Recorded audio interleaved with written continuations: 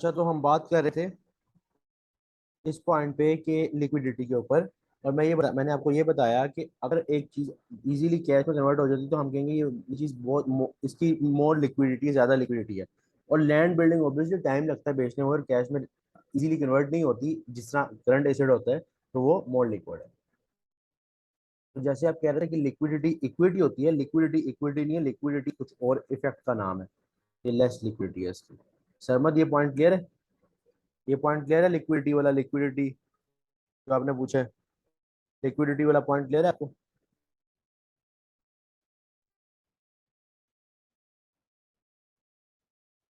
Good है।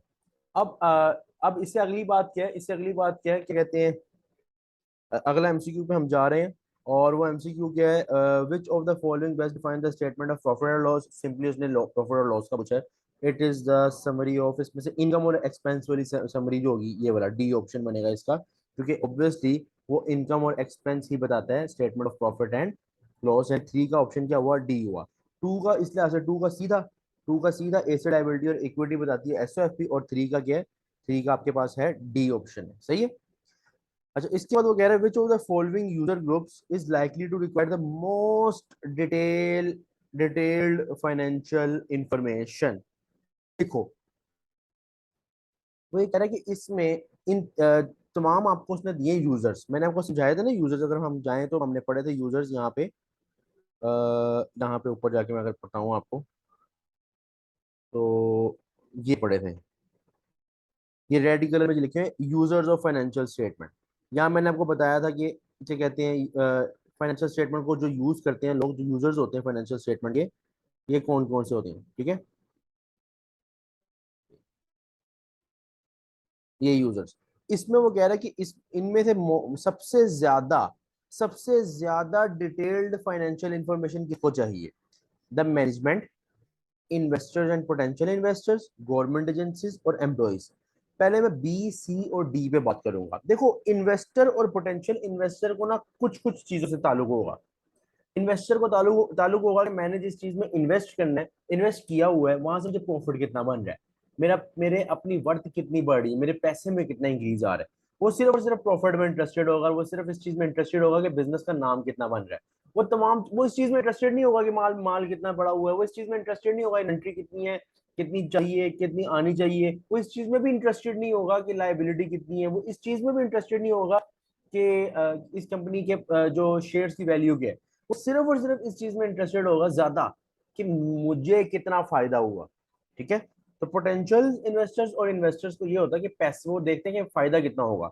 अच्छा, government agencies सिर्फ और सिर्फ इस हद तक आपके बिजनेस के साथ होती है कि उनको होता है कि हम देखें भाई कितना प्रॉफिट कमा रहा है, हमने से टैक्स निकलवाना है। गवर्नमेंट, आपको पता होगा, गवर्नमेंट जो टैक्स ले लेती है, ये ले लेती है, गवर्नमेंट बिजनेस के अंदर एक ही लिहाज से आती है, वो उसको क्या, गवर्नमेंट को क्या टेंशन है भाई कि वो आपका माल आके देखे। गवर्नमेंट को क्या टेंशन है कि आप कितने एम्प्लॉइज आपने रखे हुए हैं, गवर्नमेंट को क्या टेंशन है आप कितनी सैलरीज दे रहे हो। उसको टेंशन है आपका प्रॉफिट कितना है, उसने हमसे टैक्स लेना है, तो वो भी एक महदूद लेवल के, एक लिमिटेड लेवल तक आपसे कंसर्न है, ठीक है। एम्प्लॉइज एम्प्लॉइज भी सिर्फ और सिर्फ यही देखते हैं कि ये बिजनेस के अंदर इतनी ताकत है कि हमें पैसा दे सके, बिजनेस के अंदर इतनी ताकत है कि हमें पैसा दे सके, बस। अगर मैं एक ही बात करूँ ना मैनेजमेंट की, तो मैनेजमेंट वो चीज है, अगर मैं थोड़ा सा नीचे एक्सप्लेन करूँ इस चीज को आपको,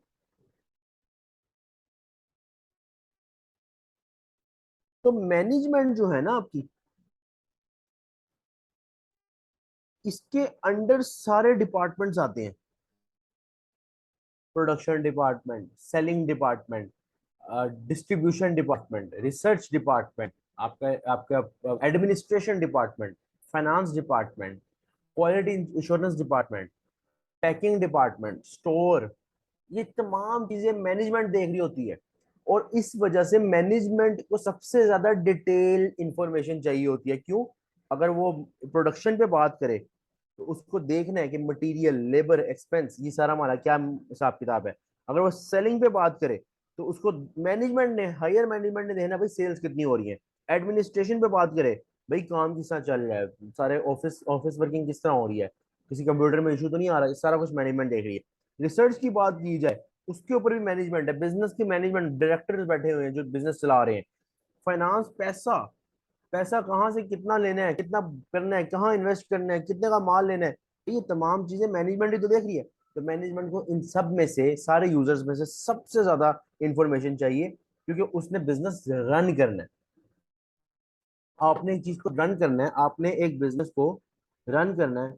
ऐसे तो नहीं होगा कि आप पहले दिन से बगैर सब कुछ देखे रन करना शुरू कर दोगे। आप एक एक चीज देखोगे बिजनेस के अंदर कितने डिपार्टमेंट्स, हर डिपार्टमेंट की क्या ड्यूटीज, क्या रिस्पॉन्सिबिलिटीज है, तो उसके बाद ही आप फैसला कर पाओगे, या इंफॉर्मेशन इकट्ठी करके कोई स्टेटमेंट वगैरह या कोई अपना डिसीजन बना पाओगे। ठीक है, जो मैंने बताया ना इंटरप्रिटेशन, सबसे पहले लेक्चर में मैंने बताया था कि रिकॉर्डिंग, क्लासिफाइंग, समराइजिंग, एंड पे बोला था इंटरप्रिटेशन। वो इंटरप्रिटेशन यही तो था, वो इंटरप्रिटेशन यही तो था कि भाई आप जब सारी इंफॉर्मेशन इकट्ठी कर लेते हो, फिर आप उसके बाद डिसीजन मेकिंग करते हो। इंटरप्रिटेशन में मैंने बताया था डिसीजन मेकिंग करना, फ्यूचर प्लानिंग करना,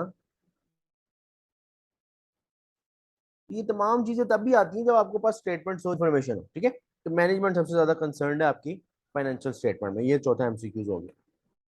अच्छा, इसके बाद अगला एमसीक्यूज क्या है, which of the following statements are true, इनमें से सब सही स्टेटमेंट्स कौन कौन सी हैं। Accounting can be described as a recording and summarizing of transactions वगैरह। अकाउंटिंग को इस तरह डिस्क्राइब किया जाता है कि recording and summarizing of transaction. इसके अंदर ना इसने क्लासीफाइंग नहीं लिखा, तो इसका मतलब ये नहीं है कि वो खा गया। असल में ना यहाँ पे वो कह रहा है कि रिकॉर्डिंग का को सेंस ले रहा है कि तमाम ट्रांजैक्शंस को रिकॉर्ड कर लिया उसने, सारा हिसाब किताब करके समराइज कर लिया, यानी कि तमाम हिसाब किताब करने के बाद उसको जो मैथमेटिकल चेक, जिसको मैंने समराइजिंग कहा था ट्रायल बैलेंस में होती है, वो कर लिया ट्रांजैक्शन का। तो अकाउंटिंग को इस तरह डिस्क्राइब किया जा सकता है। वो जो मैंने आपको स्टेप्स बताए थे कि रिकॉर्डिंग, क्लासीफाइंग, समराइजिंग, इंटरप्रिटेशन, वो मैंने अपनी तरफ से थोड़ा डिटेल में समझाने के लिए गए थे। बेसिक लेवल पे अगर आपसे कोई पूछेगा अकाउंटिंग ये है कि रिकॉर्डिंग करना एंड समराइजिंग करना, तो ये भी ठीक है, लाइन है। ठीक है। हाँ, क्लासिफाइंग टी अकाउंट्स बनाना आता तो है, ऑब्वियसली टी अकाउंट के बगैर तो काम नहीं होगा, लेकिन वो कहलाता है इसी तरह के रिकॉर्डिंग एंड समराइजिंग। तो इसका वन ऑप्शन, तो पहला ऑप्शन तो ठीक है, पहली स्टेटमेंट ठीक है, बिल्कुल ठीक है, पहली स्टेटमेंट में कोई इशू नहीं है। दूसरी statement, financial accounting describes the production of statement of financial position and the statement of profit. हाँ, या financial accounting describes the production, यानी प्रोडक्शन यानी बनाना, a statement of financial position and the statement of profit loss for internal use. आ जाओ भाई, इसकी तो हम क्लास लें, इसकी तो हम क्लास लें। वो कह रहा है कि तुम जो एसओएफपी और एसओसीआई बनाते हो, ये इंटरनल यूज के लिए बनाते हो। अरे भाई, इंटरनल यूज के लिए बनाते हो, तो फिर ये जो मैंने बताया था कि इसके अंदर जो यूजर्स हैं, इसमें फिर ये इन्वेस्टर तो आपके क्या कहते हैं, इंटरनल आता ही नहीं, वो तो बाहर बैठा हुआ है। कस्टमर इंटरनल तो है ही नहीं, वो तो बाहर है। सप्लायर इंटरनल तो है ही नहीं, बाहर है। लेंडर्स जिन्होंने आपको लोन दिया बाहर है। गवर्नमेंट बाहर है, कंपेटिटर्स बाहर है, पब्लिक बाहर है। सिर्फ ये दो थे जो इंटरनल यूज के लिए थे। तो फाइनेंशियल स्टेटमेंट, फाइनेंशियल अकाउंटिंग बजाते खुद, ये जो आपका paper F3 financial accounting based है, FA इसका नाम फाइनेंशियल अकाउंटिंग है। फाइनेंशियल अकाउंटिंग का मतलब ही क्या है, फाइनेंशियल अकाउंटिंग होती ही एक्सटर्नल यूज के लिए, external use plus internal use दोनों, ये नहीं कि सिर्फ इंटरनल। हाँ, अगर बात की जाए ना मैनेजमेंट अकाउंटिंग की, जो आपका दूसरा पेपर है F2, उसके अंदर आप देखोगे कि जितने मामलात हैं वो इंटरनल यूज के लिए। तो इसके लिए सिर्फ इंटरनल यूज करना गलत है, इसके लिए एक्सटर्नल भी होना जरूरी, जरूरी क्या मस्ट है कि ज्यादा उसकी जो जरूरत है वो एक्सटर्नल यूज में ही है। ठीक है, उस लिहाज से उसका ऑप्शन क्या बन गया, दूसरी स्टेटमेंट तो गलत हो गई, पहली ठीक है, तो इसका ऑप्शन ए बन गया, ए वन ओनली। ठीक है, वन ओनली इसका आंसर, फिफ्थ एमसीक्यू। अच्छा, what is the main purpose of financial accounting वगैरह, सबसे मेन पर्पस इसमें से फाइनेंशियल अकाउंटिंग का क्या है। To record all transactions in the books of account. वो कह रहा है कि मेन पर्पस सिर्फ रिकॉर्ड करना है। नहीं, रिकॉर्ड करना नहीं भाई, अगर हम सिर्फ कहेंगे कि रिकॉर्ड करना है, रिकॉर्ड करना है, तो रिकॉर्ड करके छोड़ दें बस, आगे कोई मकसद नहीं है। मेन पर्पस तो ये ना हुआ, रिकॉर्डिंग तो जस्ट एक स्टेप है। जब मैंने पढ़ाना शुरू किया था आपको पहले दिन मैं बार बार बोल रहा था कि भाई आपको अपनी चीजों को रिपोर्ट करना है ओनर्स को, आपने अपनी चीजों को, अपनी सारी इंफॉर्मेशन को रिपोर्ट करना था ओनर्स को, जिसको मैंने एक नाम दिया था रिपोर्टिंग का। ठीक है, कि ओनर्स को आपने बताना है कि आपकी आपकी क्या औकात है, आपके बिजनेस की क्या औकात है। वहां तक पहुंचने के लिए मैंने आपको स्टेप्स बताए थे सारे, रिकॉर्डिंग करना, क्लासिफाइंग करना, समराइजिंग करना। उसके बाद स्टेटमेंट जो आप बनाते हो फाइनल, वो आप इसलिए बनाते हो क्योंकि आपने अपने ओनर्स को बताना होता है कि आप किस औकात पे खड़ा हुआ है आपका बिजनेस, यानी कि बिजनेस का मालिक तो वो है, आप मैनेजमेंट के बंदे हो। आपने बताना कि हमने सर जी आपका बिजनेस यहाँ तक पहुंचा दिया है, उसके बदले आप हमें पैसे सैलरी दे रहे हैं, तो ये नहीं हम सोए हुए हैं, हम सोए नहीं हुए, हम सोए नहीं हुए, हम आपके बिजनेस का काम कर रहे हैं, ठीक है। हम आप उनको बताने के लिए फाइनेंशियल स्टेटमेंट्स। तो यहाँ पे अगर हम देखें ए ऑप्शन में क्या है, रिकॉर्ड करना, रिकॉर्ड करना नहीं है इसका। To provide management with detail analysis of cost. वो कह रहा है कि मैनेजमेंट को सिर्फ और सिर्फ कॉस्ट के बारे में बताना, यानी कि कितना खर्चा हो रहा है, सिर्फ वो फाइनेंशियल स्टेटमेंट है। तो मैं अगर अभी हमने पढ़ी नहीं है स्टेटमेंट ऑफ कम्प्रीहेंसिव इनकम, लेकिन इतना तो पता ही होगा FA2 लेवल से कि statement of comprehensive income start होती है सेल्स से। और वो कह रहा है कि स्टेटमेंट जो है वो सिर्फ और सिर्फ कॉस्ट को देखती है, detail analysis of cost. Cost नहीं भाई, सेल्स होती हैं, कॉस्ट होती हैं, दीगर और मामलात होते हैं, सिर्फ कॉस्ट पे नहीं सारी चीजें बैठी हुई। सेल्स हैं, कॉस्ट हैं, उसके बाद आपके और भी काफी इक्विटी है, कैपिटल को किस तरह के जनरेट किया जाता है, उसको फिर मैनेज किस तरह किया जाता है, ये सारी चीजें फाइनेंशियल स्टेटमेंट के अंदर हो रही होती है। अच्छा, तो ये भी नहीं हुआ।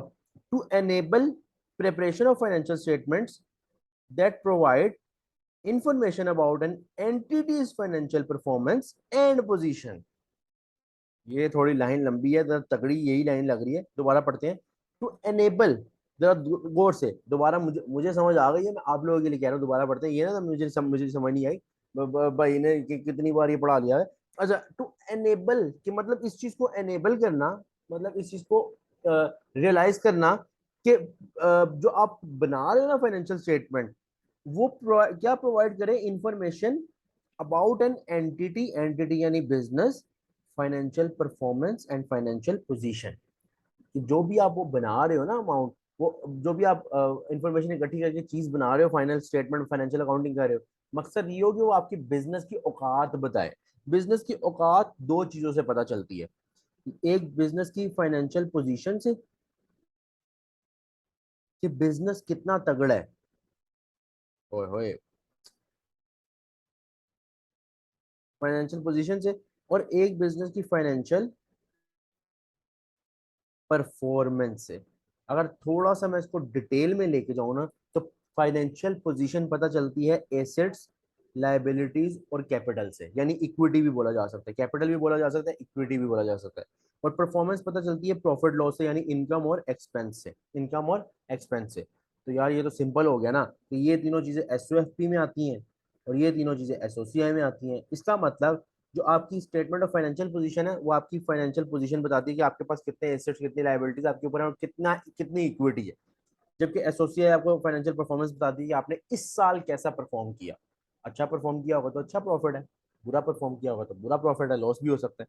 ठीक है, तो ये इसकी सही स्टेटमेंट है, जिसके अंदर उसने बताया है कि एनेबल करना preparation of financial statement that provide the information about N entities financial performance and financial position. अच्छा, लास्ट पे कह रहा है टू कैलकुलेट प्रॉफिट और loss for an accounting period. सिर्फ प्रॉफिट लॉस नहीं, उसके साथ फिर एसेट्स, लायबिलिटीज और कैपिटल का हिसाब करके फाइनेंशियल पोजीशन बताना भी जरूरी है। डी में उसने सिर्फ SPL यानी SOCI के बारे में बताया हुआ है, SOFP के बारे में नहीं बताया हुआ। यहाँ तक क्लियर है? अगर क्लियर है तो एक मरतबा यस लिख दो, अगर क्लियर है यहाँ तक तो एक मरतबा यस लिख दो।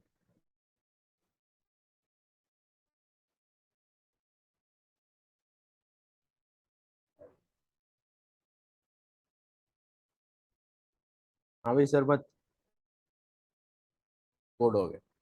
उसके बाद विच of the following statements does not explain the distinction between financial statement and management account. अच्छा, इसमें ये कह रहा है, जस्ट एक मिनट, इसमें ये कह रहा है कि विच of the following statement does not explain, कौन सी स्टेटमेंट एक्सप्लेन नहीं करती डिस्टिंक्शन बिटवीन, डिस्टिंक्शन का मतलब difference, difference between financial statement and management accounts. यानी फाइनेंशियल स्टेटमेंट्स और मैनेजमेंट अकाउंट्स, ये दो आपके पास ऑब्वियसली होते हैं अकाउंटिंग के तरीके, एक होती है जो फाइनेंशियल अकाउंटिंग होती है, एक मैनेजमेंट अकाउंटिंग वगैरह। इनमें से कौन सा इनमें से डिफरेंस नहीं बताती। ठीक है, पहला पढ़ते हैं। Financial statements are primarily for external users. अभी थोड़ी देर पहले मैंने आपको बताया था कि फाइनेंशियल स्टेटमेंट्स होती हैं, जो फाइनेंशियल स्टेटमेंट होती है यानी फाइनेंशियल अकाउंटिंग, वो एक्सटर्नल यूजर्स के लिए होती है, बिल्कुल प्राइमरीली यानी मेनली। मैंने अभी आपको साबित करके दिखाया था यूजर्स ज्यादा इसके बाहर के ही होते हैं। And management accounts are primarily for internal users. कह रहा है मैनेजमेंट अकाउंटिंग ना इंटरनल यूजर्स के लिए। ये तो इसने प्रॉपर फर्क बता दिया ना फाइनेंशियल स्टेटमेंट और मैनेजमेंट अकाउंट्स में। हमें ये चीज नहीं पूछती। वो कह रहा है इनमें से कौन सी ऐसी चीज है जो फर्क ना बता रहा हो, यानी नोट, तो ये ऑप्शन नहीं होगी। लाइन ये ठीक है, लाइन ये दोनों ठीक है, लेकिन तो ये फर्क बता रहा है। वो कह रहा है इनमें से कौन सा डिस्टिंक्शन नहीं कर रहा है, यानी फर्क नहीं बता रहा। दूसरा, financial statements are normally produce annually and management accounts are normally produce monthly. बात ही कर रहा है, लेकिन मसला ये यहाँ पे भी फर्क बता रहा है दोनों में। और उसने ऊपर यही बोला है कि नोट एक्सप्लेन द डिस्टिंक्शन, यानी आपस में फर्क ना बताए। अच्छा, डी पे पहले मैं आ रहा हूँ, डी पे। Financial statements are audited by internal external auditor and management accounting do not normally have an external audit. अच्छा, ऑडिट के बारे में अभी हमें इतना नहीं पता, लेकिन एक थोड़ी सी बात बता दो। ऑडिट क्या होता है कि आपके ना बिजनेस के से हट के एक ऑडिट की टीम होती है बाहर, बिजनेस अक्सर हायर करती है उनको, और वो हायर करके जाते हैं और तमाम मामला बिजनेस के अंदर देखते हैं कि कोई फ्रॉड तो नहीं हो रहा, कोई इश्यूज तो नहीं क्रिएट हो रहे, और फाइनेंशियल स्टेटमेंट को भी देखती है। अब फाइनेंशियल स्टेटमेंट ऑडिटर्स देखती है, मैनेजमेंट अकाउंट को ऑडिटर्स नहीं देखी होती। मैनेजमेंट अकाउंटिंग इंटरनल यूज के लिए, उसमें अगर थोड़ा बहुत ऊपर नीचे हो भी जाता कोई इशू नहीं है, लेकिन फाइनेंशियल स्टेटमेंट्स बिल्कुल एक्यूरेट होनी चाहिए। इस वजह से वो क्या कहते हैं, एक्सटर्नल ऑडिटर आके उसको चेक करता है। ठीक है, तो ये भी फर्क बता रहा है।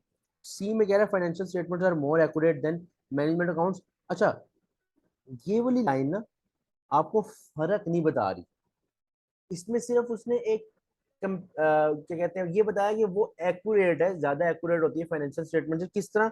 मैंने अभी आपको बताया कि फाइनेंशियल स्टेटमेंट ज्यादा एक्यूरेट होनी चाहिए, मैनेजमेंट अगर ना भी हो तो ठीक है।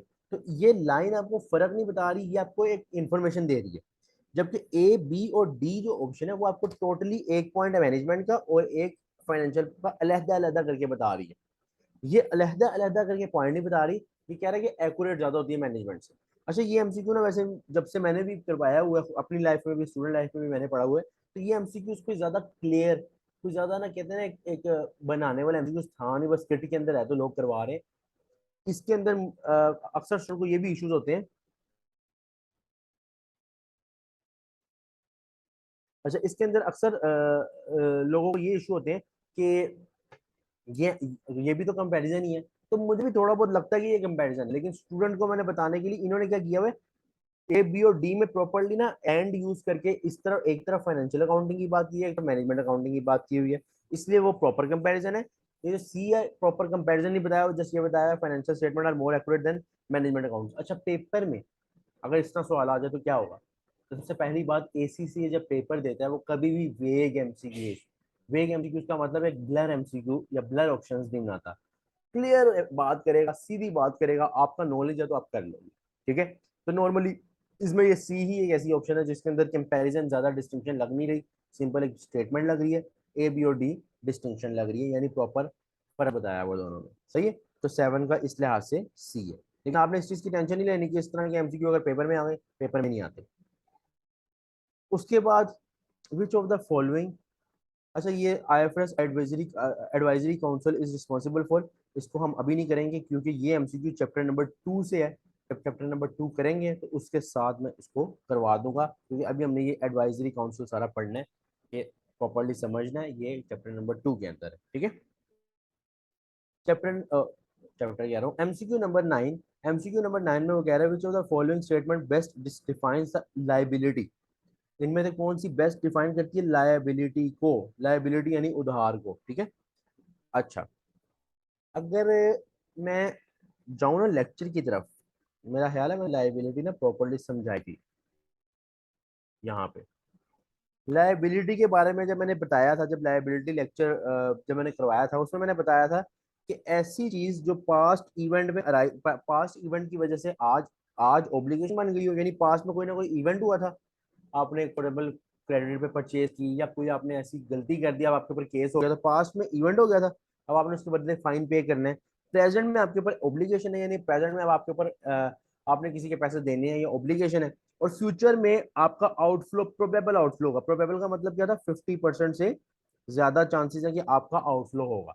सही है, तो ये तीन डेफिनेशन जब मेट होती हैं तो वो आपकी लाइबिलिटी कंसीडर होती है और आप उसको एसओएफपी में, एसओएफपी में ऑब्वियसली आपको मैंने अभी बताया था ना, एसओएफपी में एसेट्स, लाइबिलिटी और कैपिटल यानी इक्विटी जाती है, तो लाइबिलिटी फिर एसओएफपी में बुक करोगे, लेकिन ये तीन डेफिनेशन मेट होना जरूरी है। चलो इस लिहाज से पढ़ते हैं कि कोई डेफिनेशन निकलती है इसमें।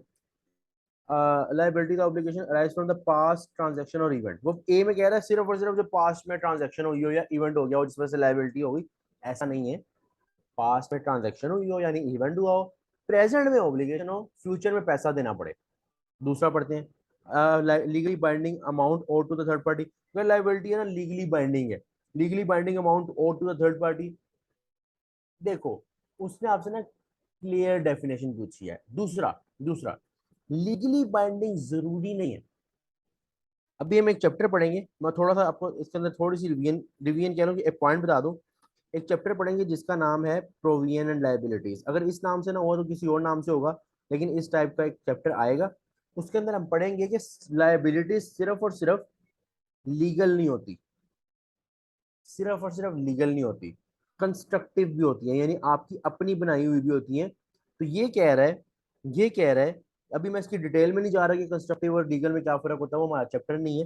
तो ये बस ये पता होना चाहिए कि लाइबिलिटीज दो किस्म की होती हैं, लीगल भी और कंस्ट्रक्टिव भी। ये कह रहा है कि लीगली बाउंडिंग है, लीगली बाइंडिंग है, हमेशा लीगली बाइंडिंग नहीं होती, आपकी कंस्ट्रक्टिव ऑब्लिगेशन भी हो सकती है, इसमें कोई शक नहीं। ठीक है, ये भी गलत हो गया। अ लाइबिलिटी इज द, जरा ये देखो जरा गौर से, वो जो मैंने आपको तीन पॉइंट्स लिखे थे ना ये पूरे होने लगे। A liability is the present obligation of the entity, यानी प्रेजेंट में ऑब्लिगेशन है, to transfer an economic resource, यानी मैंने आपको बताया था कि बाद में आपको पैसे देने पड़ेंगे फ्यूचर में, as a result of past events, आपके पास में कोई ऐसा इवेंट हुआ जिस वजह से प्रेजेंट में आपके ऊपर ऑब्लिगेशन आ गई और आपको अब उसके बदले ट्रांसफर करने हैं इकोनॉमिक रिसोर्सेज। तो आपकी ऑप्शन क्या हुई उस लिहाज से, सी ऑप्शन। और डी में कह रहा है liabilities anything which results in an outflow, कह रहा है लायबिलिटी कोई भी ऐसी चीज होती है जिसके बदले आपको बाद में पैसे देने हैं। नहीं भाई, बाद में आपको हो सकता है कोई और पैसे देने हो किसी के, लेकिन वो लायबिलिटी ना हो। लायबिलिटी खास ये है लायबिलिटी खास ये है कि भाई जो पास में इवेंट हुआ हो, प्रेजेंट में ऑब्लिगेशन और फ्यूचर में आपका इकोनॉमिक रिसोर्स ट्रांसफर होना है, यानी कि अगले को आपने पैसे देने हैं। यहाँ तक क्लियर है? यहाँ तक अगर क्लियर है तो एक मरतबा यस लिख दो, यहाँ तक अगर क्लियर है तो एक मरतबा यस लिख दो।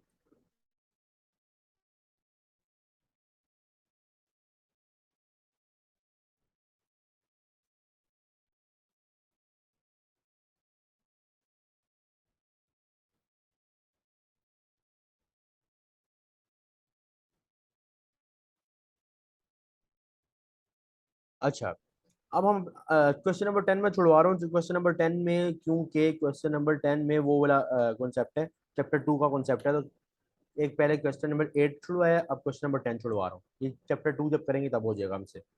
उसके बाद क्या कह रहे हैं, which of the following best describe the expense, अब उसने एक्सपेंस की डेफिनेशन पूछ ली है।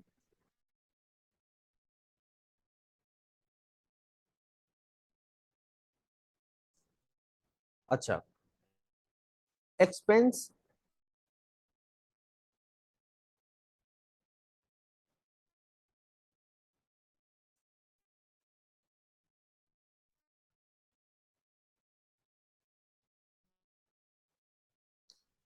एक्सपेंस को जो है ना इसने यहाँ पे जो डिफाइन किया हुआ है ना एक्सपेंस के बारे में, यहाँ पे जो उसने जिस जिस एंगल से उसने यहाँ पे एक करेक्ट स्टेटमेंट दी हुई है ना, उस लिहाज से मैं समझाता हूँ, उस लिहाज से मैं आप लोगों को समझाता हूँ। ये देखो, वैसे नॉर्मली एक्सपेंस क्या है वो मैं बताता हूँ, जो मैंने पढ़ाया हुआ वो एक्सपेंस क्या है वो पहले देख लो, फिर मैं एमसीक्यू के मुताबिक बात करता हूँ।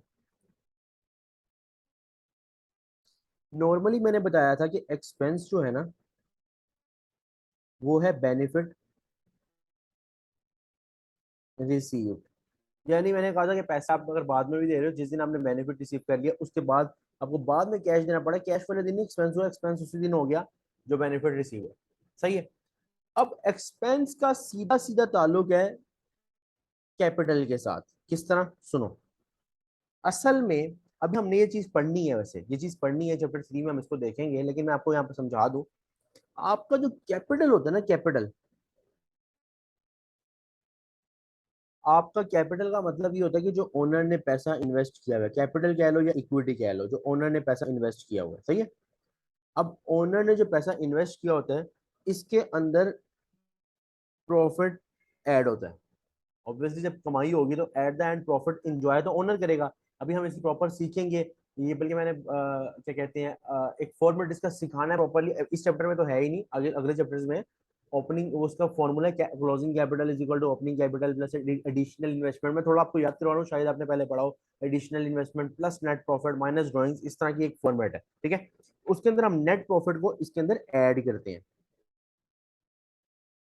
नेट प्रॉफिट को इसके अंदर ऐड करते हैं, सही है। अब नेट प्रॉफिट का मतलब ये होता है कि जो नॉर्मल प्रॉफिट होता है ना उसमें से एक्सपेंस माइनस करना। नेट प्रॉफिट होता है कि एक आपको होता है ग्रोस प्रॉफिट, नॉर्मल प्रॉफिट, जैसे sales minus cost of sales, अगर आपने पढ़ा हो F2 लेवल पे, sales minus cost of sales gross profit. उसमें से जब आप बाकी सारे एक्सपेंस माइनस कर देते हो तो वो नेट प्रॉफिट आता है। इसका मतलब कैपिटल अगर एक्सपेंस होगा तो वो कैपिटल को कम करेगा, क्योंकि देखो कैपिटल या इक्विटी में से एक्सपेंस माइनस हो रहा है। नो डाउट एक्सपेंस वैसे एसोसिएट में जा रहा होगा, लेकिन दूसरा इफेक्ट उसका ये होगा कि वो कैपिटल से खुद बहुत माइनस हो रहा होगा, क्योंकि हर ट्रांजेक्शन के दो इफेक्ट होते हैं, ये भी हमने भी पढ़ना है। अब यहाँ पे मैं आपको ये समझाने लगा हूँ कि एक्सपेंस के बारे में अगर हम एक अकाउंटिंग इक्वेशन, मैं अगर ये एमसीक्यू अगर आपको टोटली क्लियर होता भी नहीं है तो कोई इशू नहीं है, जितना आपको F2 लेवल नॉलेज है उसके मुताबिक सीख लो। अगर नहीं है F2 लेवल नॉलेज कोई मसला नहीं है, सिर्फ बता रहा हूँ क्योंकि एमसीक्यू इस चैप्टर का बनता ही नहीं, चैप्टर 3 का बनता है। लेकिन देख लो, asset is equal to liability plus capital, ये हमने इक्वेशन पढ़ी थी। अब एक्सपेंस अगर होता है ना कंपनी के अंदर, आपको पता है कि इक्वेशन के ऊपर दो इफेक्ट जाते हैं हमेशा, ये आपने पढ़ा होगा F2 F1 लेवल पे, इक्वेशन पे दो इफेक्ट जाते हैं। एक्सपेंस सीधा सीधा कैपिटल में से माइनस हो रहा होता है, यानी कैपिटल को कम कर रहा होता है। अब जब कैपिटल को कम करेगा तो या तो वो एसेट को कम करेगा, यानी कैश को कम करेगा, क्योंकि एक्सपेंस, चाहे एक्सपेंस उस दिन हुआ जिस दिन आपने बेनिफिट रिसीव कर लिया, लेकिन बाद में उसके बदले पैसा तो देना है ना, बाद में उसके बदले पैसा तो देना है, सही है।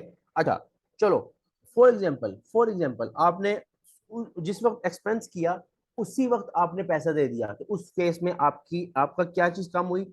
एक तो आपका डिक्रीज इन एसेट आया, और दूसरा डिक्रीज इन कैपिटल आया।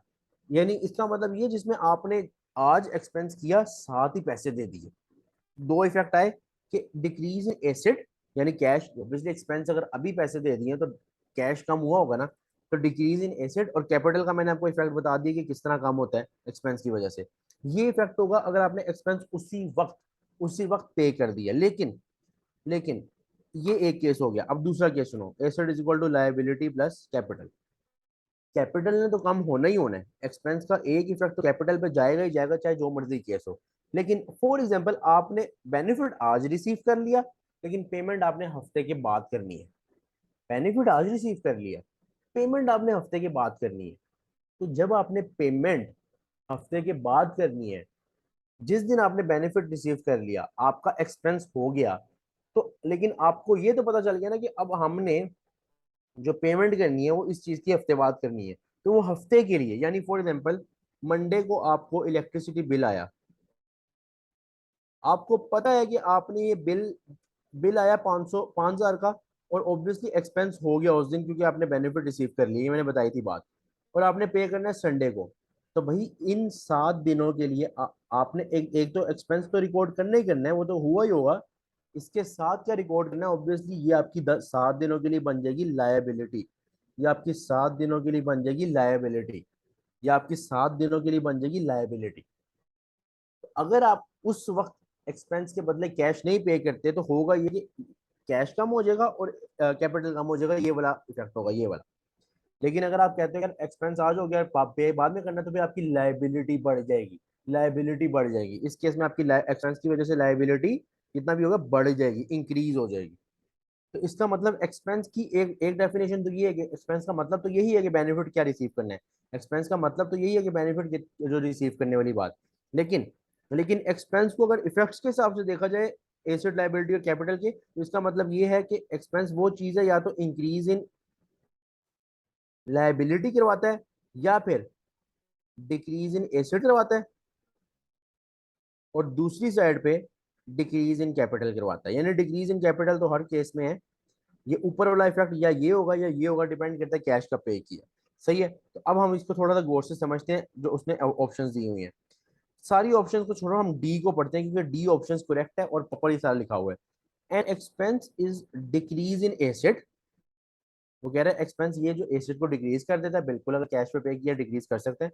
और और यानी कि दोनों में से एक ऑप्शन है इंक्रीज इन लाइबिलिटी, ये भी हमने सीखा, ये देखो, या डिक्रीज इन एसेट या इंक्रीज इन लाइबिलिटी।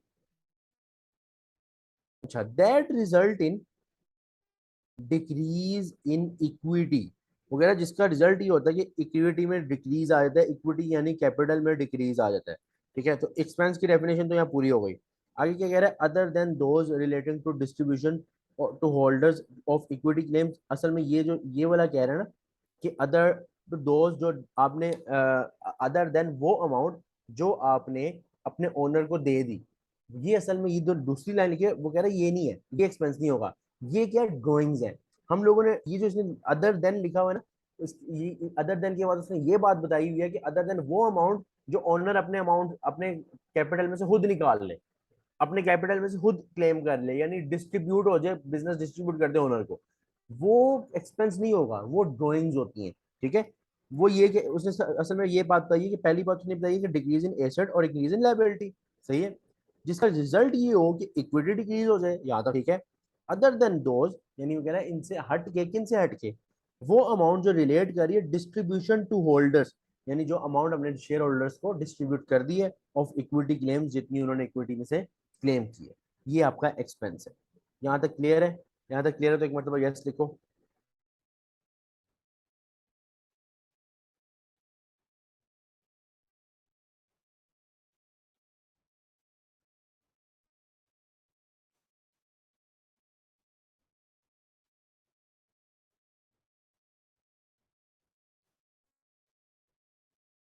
अगर आपको यहाँ तक क्लियर है तो एक मतलब यस लिख दो।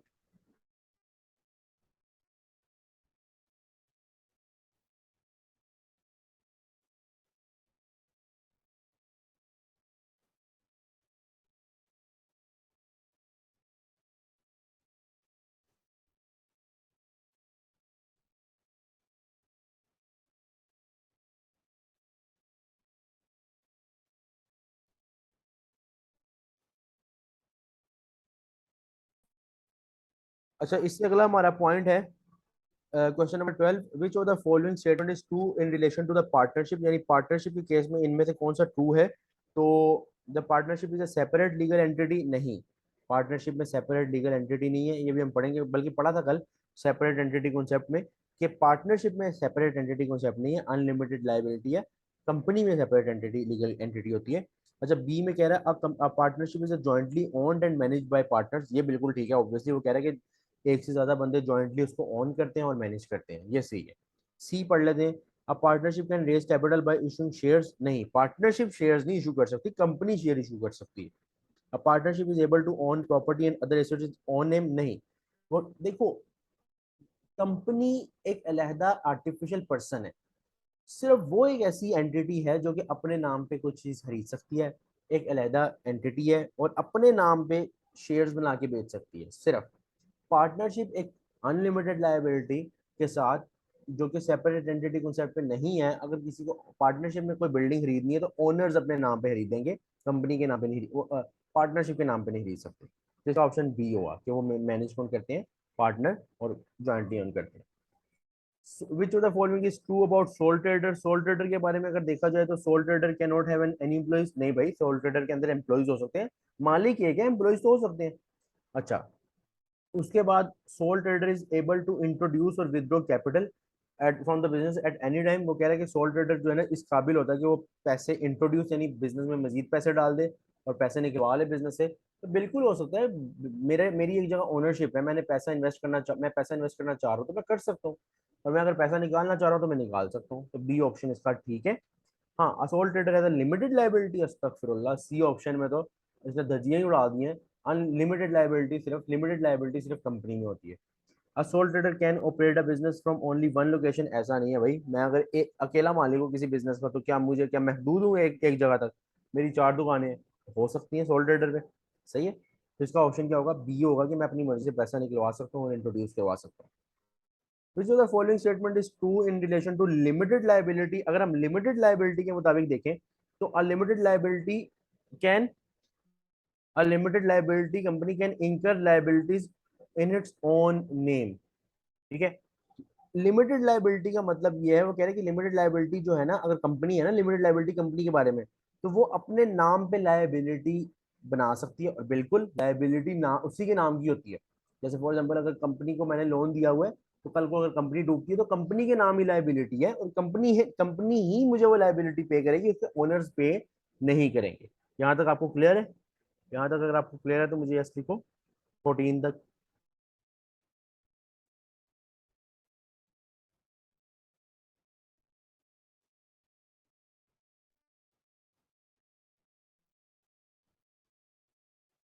14 तक अगर क्लियर है तो एक मतलब यस लिखो।